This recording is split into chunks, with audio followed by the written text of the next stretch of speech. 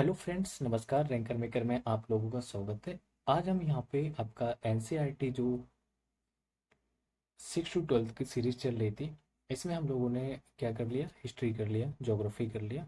और आज की क्लास में हम 6 क्लास का आपको पॉलिटी मतलब आपका पॉलिटी है, कॉन्स्टिट्यूशंस हैं, संविधान के बारे में बताएंगे। तो सामाजिक एवं राजनीतिक जीवन कैसे शुरू होता है। तो क्लास 6 का आपका ये फर्स्ट टॉपिक है और फर्स्ट चैप्टर से स्टार्ट कर रहे हैं। क्लास फर्स्ट 6 से 6 to 12 तक करना है। जैसे एनसीईआरटी में हम लोग ज्योग्राफी कर लिया, हिस्ट्री कर लिया। अभी 6 to 12 तक, 6 से लेकर 8 तक क्या करेंगे हम लोग, पॉलिटी को कर लेंगे। उसके बाद फिर 8 9 का स्टार्ट करेंगे एक साथ में, फिर 11 12 का। तो चैनल पर अगर कोई अभी नया है तो चैनल से जुड़ जाइए, चैनल को लाइक कर लें, सब्सक्राइब करें और अपने दोस्तों को शेयर कर दें, क्योंकि यहाँ पे आपको 6 to 12 तक एनसीईआरटी फुल मिलेगा। और साथ साथ में बीच में आपको संडे सैटरडे में विजन आईएएस का टेस्ट सीरीज या दृष्टि का किसी के जो भी अवेलेबल रहेगा उसमें सेक्शन है, वो भी जैसे पॉलिटी में आज आपको पढ़ा रहा हूँ। तो आज ही मैंने एक वीडियो भी डाला, मतलब संडे को डाला। तो आप लोग उसमें देखेंगे कि कुछ क्वेश्चंस कैसे हमारे पॉलिटी से सीधे सीधे मिल रहे हैं, कैसे उसकी लैंग्वेज मैच कर रही है। इसलिए मैं बीच बीच में क्वेश्चन भी डालता रहूँगा जो अच्छी संस्थाओं के रहेंगे, सेक्शनल क्वेश्चन रहेंगे, सब्जेक्टिव। ठीक है, तो जुड़े रहिए रैंकर मेकर के साथ। तो स्टार्ट करते हैं, जैसे हमेशा स्टार्ट करते हैं, इसको भी देखते हैं। तो राष्ट्रीय शैक्षिक अनुसंधान और प्रशिक्षण परिषद मतलब national council of educational research and training, जिसको हम एनसीईआरटी बोलते हैं, इसका मुख्यालय कहाँ, दिल्ली में। तो इसलिए हम इसको स्टार्ट यहाँ से कर रहे हैं, क्योंकि यहाँ पे अगर प्रस्तावना दी गई होगी तो उसको हम लोग रीड करेंगे और उसके आगे पढ़ेंगे, जैसे हम इसे करते हैं। कुछ नहीं रहेगा तो इंडेक्स देखेंगे, इसमें कौन कौन से टॉपिक हैं। देखो, प्रस्तावना दी गई है। मैं बार बार से बता रहा हूँ आपको एक ही चीज़ कि भारत के इसमें कितने प्रकार के न्याय हैं, कितने प्रकार की आपकी स्वतंत्रता है और कितने प्रकार की जो समता का अवसर है, सारी चीज़ों को देखना है। तो भारत का संविधान उद्देश्य का मतलब हम भारत के लोग भारत को एक संपूर्ण प्रभुत्व संपन्न समाजवादी पंथ निरपेक्ष लोकतंत्रात्मक गणराज्य बनाने के लिए तथा उसके समस्त नागरिकों को सामाजिक, आर्थिक और राजनीतिक, देखो ये न्याय की बात कर दी, सामाजिक, आर्थिक, राजनीतिक न्याय मतलब न्याय कितने तरीके के होते हैं। सीधा यार क्वेश्चन आता है, यूपी पीसीएस का तो फेवरेट क्वेश्चन बन गया है, तो क्यों इसको इग्नोर करना। 3 प्रकार के आपके न्याय की बात हो गई। उपासना और स्वतंत्रता, तो उपासना और स्वतंत्रता की बात करेंगे तो ये आपके सॉरी सामाजिक, आर्थिक, राजनीतिक न्याय और विचार अभिव्यक्ति की, 1 मिनट गलती हो गया था, फिर से देख। सामाजिक, आर्थिक और राजनीतिक न्याय, विचार अभिव्यक्ति और विश्वास, धर्म और उपासना की स्वतंत्रता। तो यहाँ पे अगर हम राजनीतिक न्याय की बात करें तो 3 हो जाएंगे। और ये देखो, विचार अभिव्यक्ति, विश्वास, धर्म और उपासना, स्वतंत्रता कितने प्रकार की हुई, 5 प्रकार की। प्रतिष्ठा और अवसर अवसर की मतलब समता की बात करेंगे तो 2 प्रकार की समता। ये क्वेश्चन 3 5 2 हमेशा आते हैं। बंधु तो आ जाएगा तो एक और हो जाएगा, 3 5 2 1, ठीक है। लेकिन इसको हम देखते हैं, फिर से एक बार रीड कर लेते हैं। हम भारत के लोग भारत को संपूर्ण प्रभुत्व संपन्न समाजवादी पंथ निरपेक्ष लोकतंत्रात्मक गणराज्य बनाने के लिए तथा उसके समस्त नागरिकों को सामाजिक, आर्थिक और राजनीतिक न्याय, विचार अभिव्यक्ति, विश्वास, धर्म और उपासना की स्वतंत्रता, प्रतिष्ठा और अवसर की समता प्राप्त करने के लिए तथा उन सब में व्यक्ति की गरिमा और राष्ट्र की एकता और अखंडता सुनिश्चित करने वाली बंधुता बढ़ाने के लिए दृढ़ संकल्प होकर अपनी संविधान सभा में आज तारीख 26 नवंबर 1949 को यथादत्त द्वारा इस संविधान को अंगीकृत अधिनियम और आत्मार्पित करते हैं। ठीक है, तो ये हो गया। अब कुछ उसी टाइम पे संशोधन हुए थे, जैसे संविधान संशोधन जो 42वां संविधान संशोधन 1976 में किया गया था। इसमें प्रभुत्व संपन्न लोकतांत्रिक गणराज्य के स्थान पर स्थापित किया गया था। प्रभुत्व संपन्न है जो लोकतांत्रिक गणराज्य के स्थान, तो से फिर संविधान जो 42वां संविधान संशोधन 1976 की धारा 2 उसी टाइम पे राष्ट्र की एकता के स्थान पर प्रतिस्थापित किया गया। ठीक है, चलिए नेक्स्ट देखते हैं। इंडेक्स देख लेते हैं कौन कौन से टॉपिक हमें इसमें पढ़ना है। जी, काम की चीज़ वो देखनी है, बहुत सारा ऐसा दिया गया पेज, क्या करेंगे।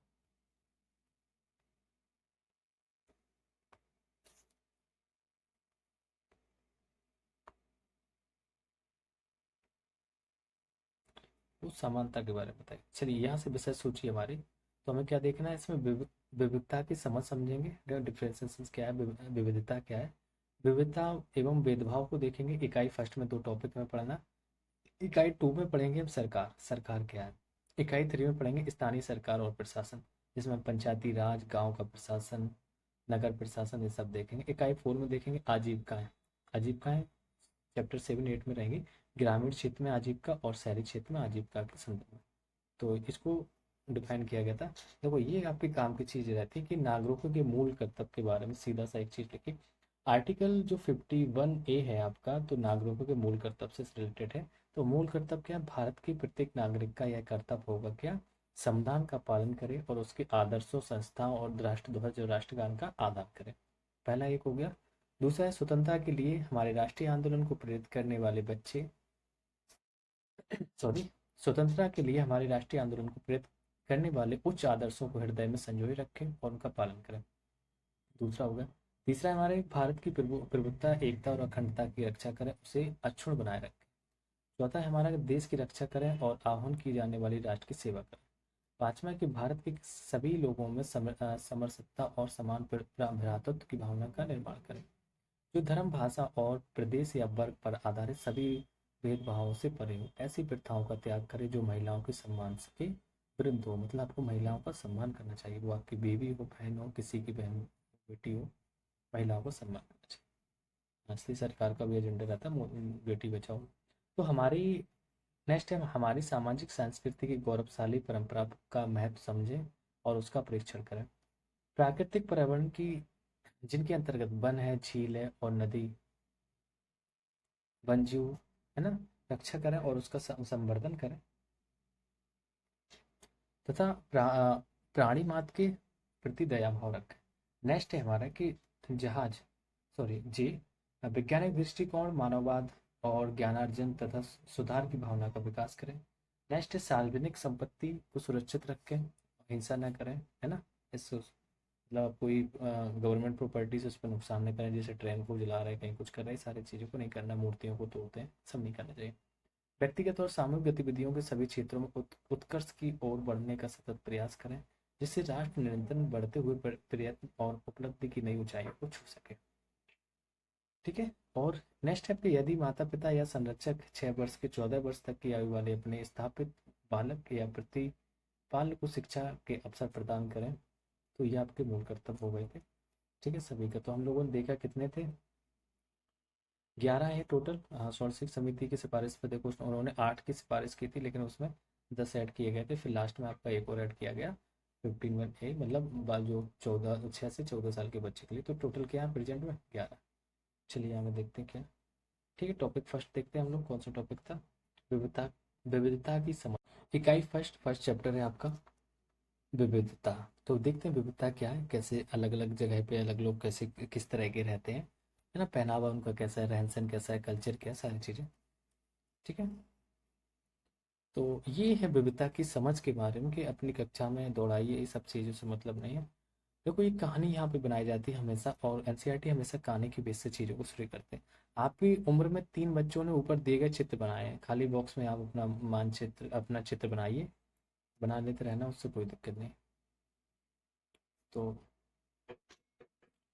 यहाँ से देखते हैं आपके बारे में निम्नलिखित जानकारी है। बाहर जाते समय पहनना पसंद करती हूँ, जो भी यहाँ पे देखो गर्ल्स को, जेंडर को लेके चलते हैं हमेशा। मैं घर में बात करती हूँ, मेरा पसंदीदा खेल क्या है, मुझे के हाँ इसके बारे में किताबें पढ़ना। तो चलिए स्टार्ट करते हैं। यहाँ पे कुछ था, हाँ, यहीं से स्टार्ट हो गया। आप ऐसे देखिए, तो आपकी उम्र के 3 बच्चों ने ऊपर दिए गए चित्र बनाए, खाली बक्से में आप अपना चित्र बनाइए।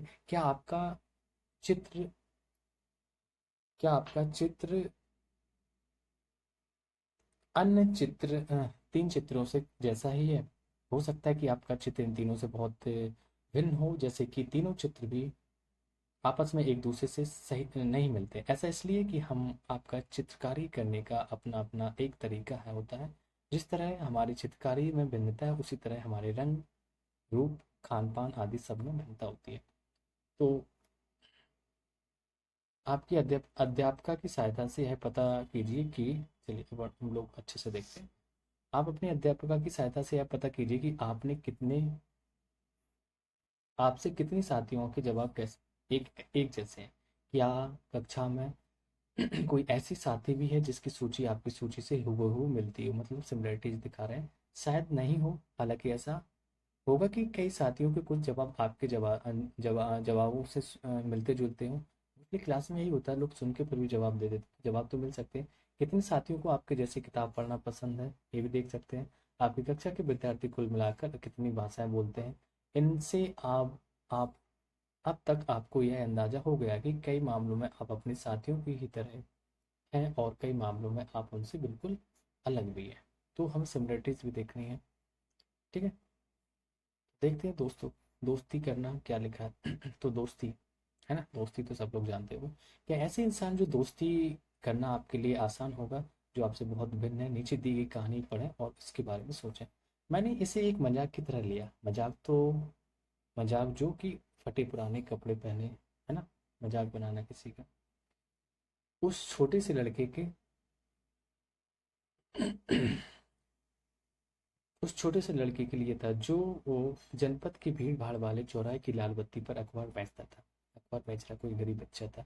मैं जब भी वहां से साइकिल से गुजरता था, बहुत अच्छी कहानी है, तो वो बच्चा हमेशा इनको मिलता। कह रहा, मैं जब भी साइकिल से वहां से गुजरता तो अंग्रेजी का अखबार हाथ में लहराते हुए पीछे भागता और उस दिन की सुर्खियों को हिंदी अंग्रेजी के जो मिले मिले जुले शब्दों से चिल्लाकर सुनाता रहता था। इस बार मैं पटरी के सहारे रुका और मैंने उससे हिंदी का अखबार मांगा। उसका मुंह खुला रह गया। उसने पूछा, मतलब आपको हिंदी आती है? क्योंकि वो देखो बच्चा बेच रहा था, हिंदी इंग्लिश बोलना पड़ रहा था उसको। नहीं आती तब भी, क्योंकि पेपर बेचना। तो उसने हिंदी सुना जैसे कहीं नहीं कहीं दूर है, पता चले इलाहाबाद रह रहा है, बुंदेली लैंग्वेज कोई बोल रहा है, और अपने साइड का कोई जालून उरई का कोई मिल जाए तो लगता है कि हाँ, अरे आप यहाँ के कोई भी, आप दिल्ली गए तो आपको आपके शहर का कोई मिल जाए। तो उसने कहा कि मतलब आपको हिंदी आती है?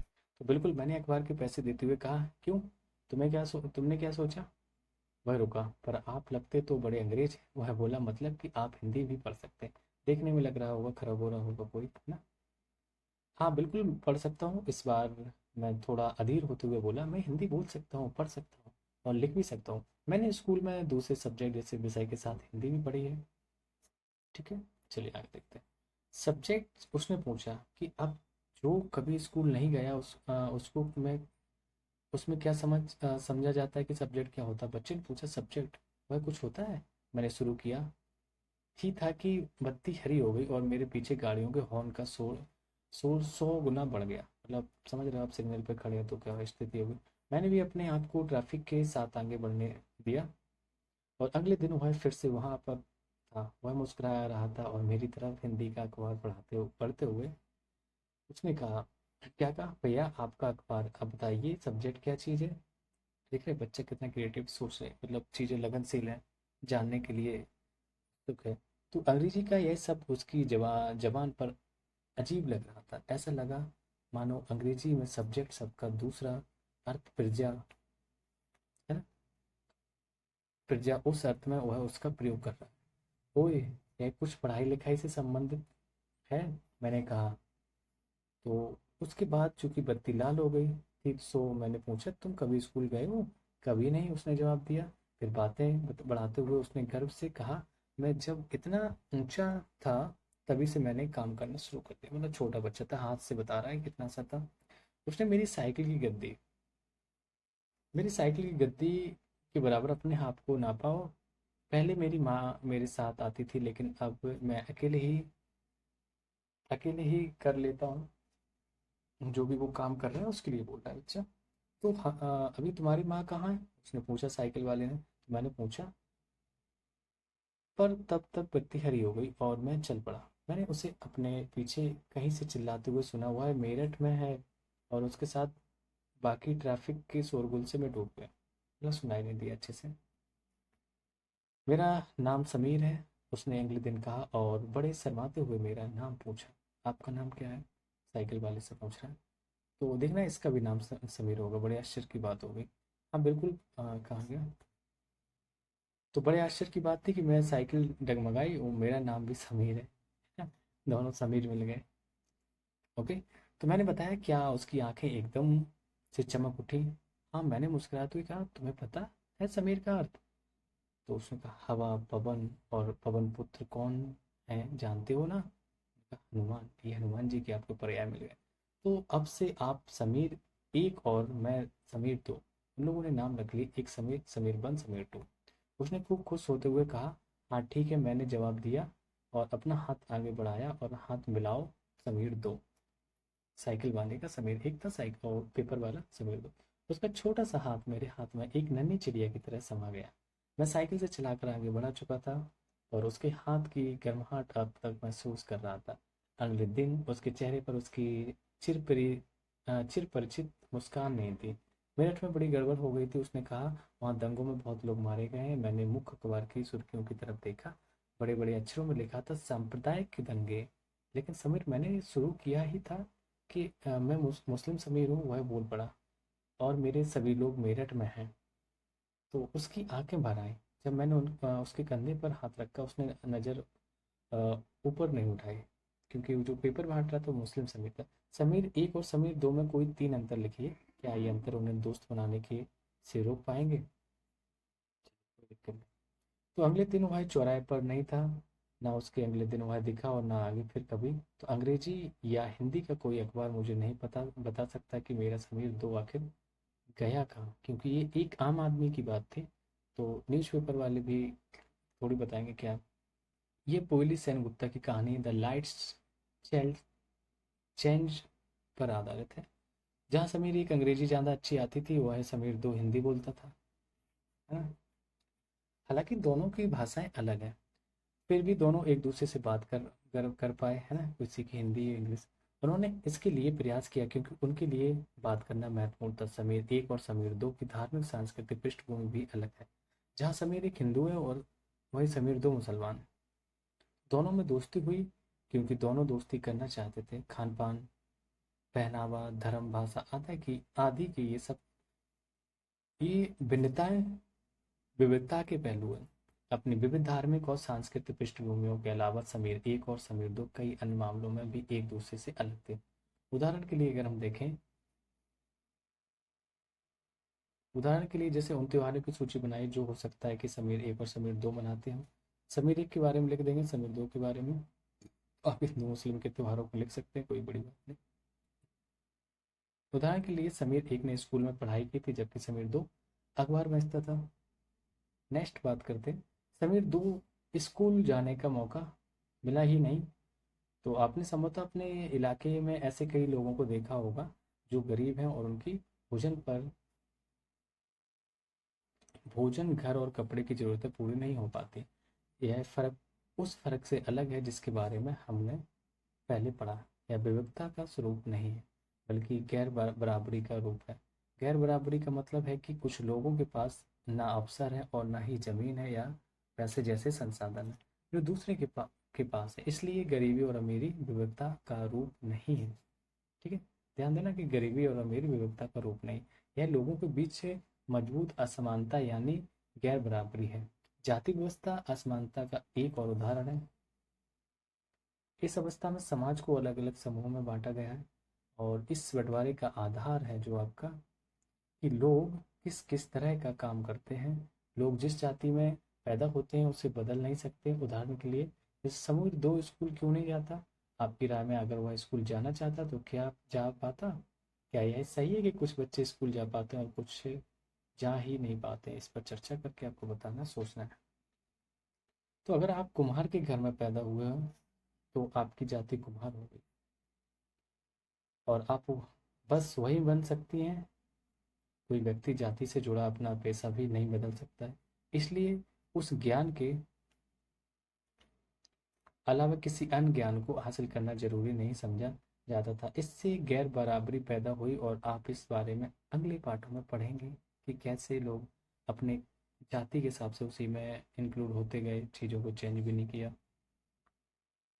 देखो, ये कोई चीज़ है, एक पिक्चर दिख रही है, पसंद होगा। एक अच्छी कहानी पढ़ने से हमेशा खुशी मिलती है। उसको पढ़कर और ज़्यादा कहानियाँ बनाने के लिए नए नए विचार मिलते हैं। जो लोग कहानियाँ लिखते हैं वे विभिन्न स्रोतों, किताबों, वास्तविक जीवन और कल्पना से प्रेरणा लेते हैं। देखो, चलिए यहाँ पे देखते हैं। तो विविधता विविधता हमारे जीवन को कैसे समृद्ध करती है, ये हमें देखना है कि विविधता हमारे जीवन को कैसे समृद्ध करती है। ठीक है, जैसे समीर एक और समीर दो दोस्त बने, ठीक वैसे ही आपकी सहेलियां होंगी, बता रहे हैं ये, ठीक है, जो आपसे बहुत अलग होंगी। आपने शायद उनके घर में अलग तरह का खाना खाया होगा, उनके साथ अलग त्योहार मनाए होंगे, उनके कपड़े पहनकर देखे होंगे और थोड़ी बहुत उनकी भाषा भी सीखी होगी। सूची बनाइए कि आपने भारत के अलग अलग प्रांतों में कौन कौन से व्यंजन खाए हैं। अपनी मातृभाषा के अलावा उन भाषाओं की सूची बनाइए जिनके पास जिनके आप कुछ शब्द भी जानती हो। ठीक है, जो भी आप कुछ जानते हैं उसके बारे में लिख सकते हैं।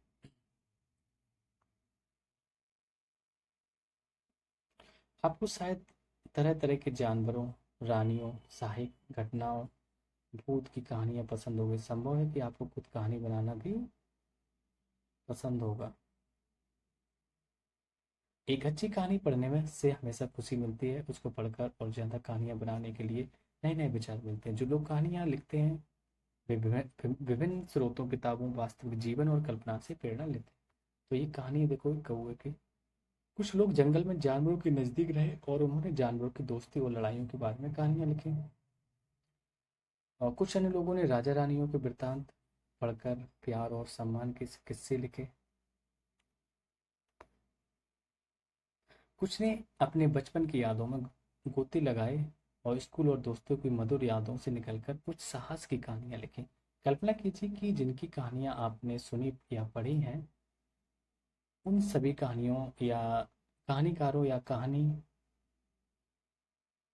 सुनाने वालों को ऐसी जगह पर रहना पड़े जहां लोग केवल दो ही रंग के कपड़े पहनते हो,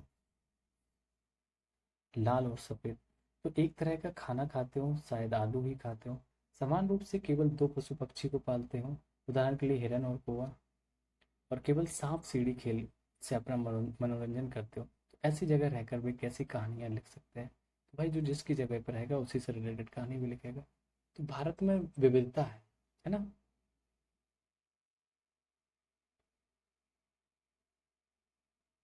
क्या है भारत में? विविधता है। तो भारत विविधताओं का देश है। हम विभिन्न भाषाएं बोलते हैं, विभिन्न प्रकार का खाना खाते हैं, अलग अलग त्योहार मनाते हैं और भिन्न भिन्न धर्मों का पालन करते हैं। लेकिन गहराई से सोचें तो वास्तव में हम एक ही तरह की चीजें करते हैं, केवल हमारे करने के तरीके अलग। ये चार्ट दिया गया था, इसको देख लेते फिर आगे बढ़ते हैं।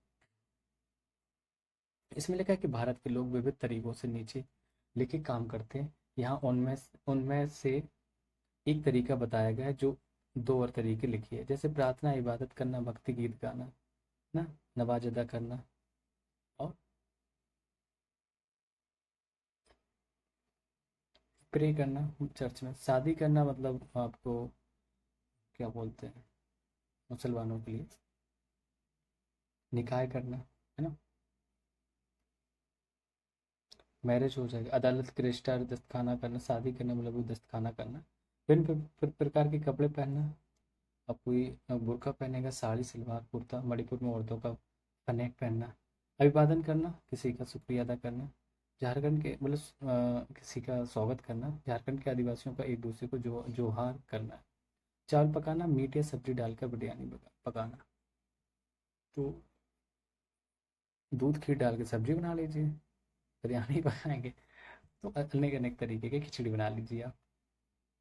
तो हम विविधता को कैसे समझें, ये टॉपिक है नेक्स्ट हमारा, इसी में हेडिंग है। तो अगर हम अपनी बात करें हम विविधता को कैसे समझें, तो करीब 2 सवा 200 वर्ष पहले, 200 सवा 200 वर्ष पहले जब रेल, हवाई जहाज, बस और कार हमारे जीवन का हिस्सा नहीं थे, तब भी लोग संसार के एक भाग से दूसरे भाग की यात्रा करते थे। पानी के जहाज में घोड़ों या ऊंट पर बैठकर जाते या फिर पैदल चलकर जाते थे। अक्सर ये यात्री खेती और अक्सर ये यात्राएं खेती और बसने के लिए नई जमीन की तलाश में या फिर व्यापार के लिए की जाती थी। चूंकि यात्रा में बहुत समय लगता था, इसलिए लोग नई जगह पर अक्सर काफ़ी लंबे समय तक ठहर जाते थे। इसके अलावा सूखे और अकाल के कारण भी कई बार लोग अपना घर बार छोड़ देते थे ना। सूखा पड़ गया, अकाल है, उन्हें जब पेट भर खाना तक नहीं मिलता था तो वे नई जगह जाकर बस जाते थे। कुछ लोग काम की तलाश में और कुछ युद्ध के कारण घर छोड़ देते थे। लोग जब नई जगह में बसना शुरू करते थे तो उनके रहन सहन में थोड़ा बदलाव आ जाता था। कुछ चीज़ें वे नई जगह की अपना लेते थे और कुछ चीज़ों को वे पुराने ढर्रे पर ही चलाते रहते थे। तो इस तरह उनकी भाषा, भोजन, संगीत, धर्म आदि में नए पुरानों का मिश्रण होता रहता था। उनकी संस्कृति और नई जगह की संस्कृति में आदान प्रदान होता और धीरे धीरे एक मिश्रित यानी मिली जुली संस्कृति उभरती। समझ में आया कैसे मिली जुली संस्कृति बनी? आगे देखते हैं। अगर अलग अलग क्षेत्रों का इतिहास देखें तो हमें पता चलता है कि किस तरह विभिन्न सांस्कृतिक प्रभावों ने वहाँ के जीवन और संस्कृति को आकार देने में योगदान दिया। तो इस तरह से कई क्षेत्र अपने विशिष्ट इतिहास के कारण विविधता संपन्न हो जाते थे। समझ रहे हैं? अलग तरीके के सांस्कृतिक जीवन है, उनका रहन सहन अलग है, तो इससे वहाँ की विविधता संपन्न हो जाएगी। ठीक इसी प्रकार लोग अलग अलग तरह की भौगोलिक स्थिति से किस प्रकार सामंजस्य बैठ रहते थे। मतलब अलग जगह रह रहे, उधर स्थिति दूसरी दूसरी जगह रेगिस्तान में रह रहे, पहले हिल्स ठंडे एरिया में रह रहे, हिल्स एरिया में रह रहे, तो इस उससे विविधता उत्पन्न हुई। उदाहरण के लिए समुद्र के पास रहने में और पहाड़ी इलाकों में रहने में बड़ा फर्क है ना। केवल वहाँ के लोगों के कपड़ों और खान पान की आदतों में फर्क होगा, बिल्कुल, बल्कि जिस तरह का काम वे करेंगे वे भी अलग होंगे। शहरों में अक्सर लोग यह भूल जाते हैं कि उनका जीवन उनके भौतिक वातावरण से किस तरह गहराई से जुड़ा हुआ है। ऐसा इसलिए कि शहरों में लोग बिरले ही अपनी सब्जी या अनाज उगाते हैं, वे इन चीज़ों के लिए बाजार पर ही निर्भर रहते हैं। तो आइए हम भारत के दो भागों को देखते हैं, लद्दाख और केरल। उदाहरण के लिए उदाहरण के जरिए यह समझने की कोशिश करें कि किसी क्षेत्र की विविधता पर उसके ऐतिहासिक और भौगोलिक कारकों का क्या असर पड़ता है। किस पे? ऐतिहासिक और भौगोलिक कारकों पर क्या असर पड़ता है, देखते हैं। तो एटलस में भारत का नक्शा देखिए और उनमें ढूंढिए कि ये दोनों क्षेत्र लद्दाख और केरल कहाँ हैं। तो बता सकते हैं आप लद्दाख केरल का? मैं ही बना देता हूँ भारत का नक्शा, ठीक है। तो यहाँ पे केरल की बात कीजिए, केरल मिल जाएगा आपको। लद्दाख आपका इधर आ जाएगा ऊपर, जब यहाँ को बनाओगे आप। ठीक है, कोई दिक्कत नहीं, मैं रफली बता दूँ। तो ये लद्दाख का एरिया आएगा आपका, यहाँ से इधर कश्मीर हो जाएगा, ये लद्दाख का एरिया आ जाएगा, ठीक है। ढूंढ सकते हैं आराम से, कोई दिक्कत। ये देखो, ये आपको लद्दाख ऊंचे पहाड़ों वाला रेगिस्तान इलाका दिख रहा है। तो मैंने बताया था इसके पहले क्लास में ज्योग्राफी के में कैसी स्थिति रहती है इसकी। तो लद्दाख मतलब जम्मू और कश्मीर के पूर्व में पहाड़ियों में बसा एक रेगिस्तानी इलाका है। यहाँ पर बहुत ही कम खेती संभव है, देख रहे हो ना, खेती संभव, क्योंकि इस क्षेत्र में बारिश बिल्कुल नहीं होती और इलाका हर वर्ष काफ़ी लंबे समय तक बर्फ से ढका रहता है। देखो ठंडा रहता है लेकिन यहाँ पे बारिश नहीं होती है। ठंडे से मतलब नहीं बर्फ से कि वहाँ हो जाए, नहीं, फसल नहीं हो पाती है। इस क्षेत्र में बहुत ही कम पेड़ उग पाते हैं। पीने के पानी के लिए लोग गर्मी के महीनों में पिघलने वाली बर्फ पर निर्भर रहते हैं। यहाँ के लोग एक खास किस्म की बकरी पालते हैं जिससे पश्मीना ऊन बनती है। कौन सी? पश्मीना ऊन मिलता है। यह ऊन कीमती है, इसलिए पश्मीना शाल बड़ी महंगी होती है। लद्दाख के लोग बड़ी सावधानी से इस ऊन को इकट्ठा करके कश्मीर के व्यापारियों को बेच देते हैं। ठीक है, लद्दाख के लोग इकट्ठा करते हैं, कश्मीरी को बेचे, व्यापारी को बेच देते हैं। मुख्यतः कश्मीर में ही पश्मीना शालें बुनी जाती हैं। यहाँ के लोग दूध से बने पदार्थ जैसे मक्खन, चीज या खास तरह का छेना होता है, चीज, एवं मांस खाते हैं। और हर एक परिवार के पास कुछ गाय, बकरी और याक होती है। ठीक है, चलिए और देखते हैं। रेगिस्तान होने का मतलब यह नहीं कि व्यापारी यहाँ आने के लिए आकर्षित नहीं हुए।